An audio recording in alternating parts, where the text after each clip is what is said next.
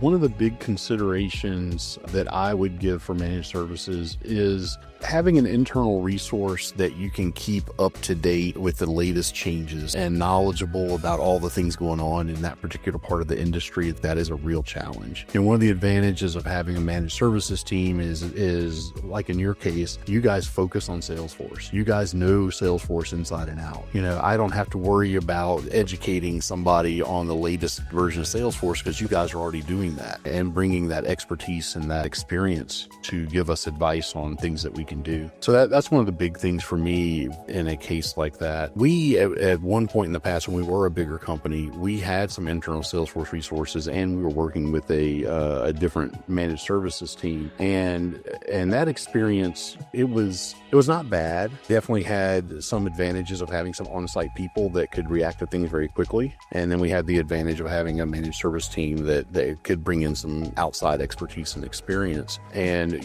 were we a much bigger company, we might go for something like that again. But with us being a smaller company, this kind of an engagement is 100% what we needed. We have that ability to get that expertise and experience without having to dedicate internal resources to it. One of the key things for us, and I've mentioned it a couple times, is that scalability. So I think that's a key question to ask is not only can those services be scaled, but what does that look like? What's the process to do that? Because I have worked with vendors in the past where any change you had to sign a whole new contract and go through this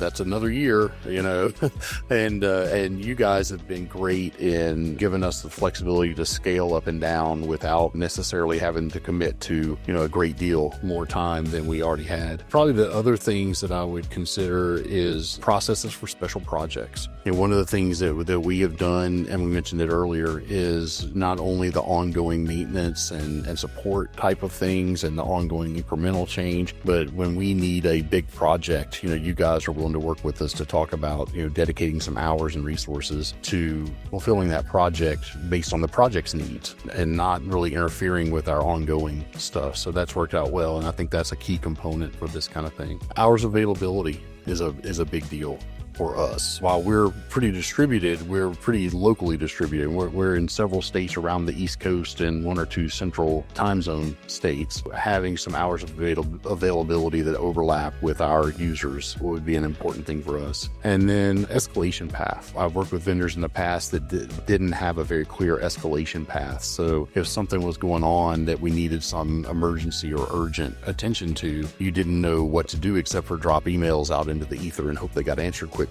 And you guys have provided a very clear escalation path. If something's happening and you don't get an answer from here, then definitely go here and you'll get an answer. So those are some of the key things for us and things we've been very pleased with you guys.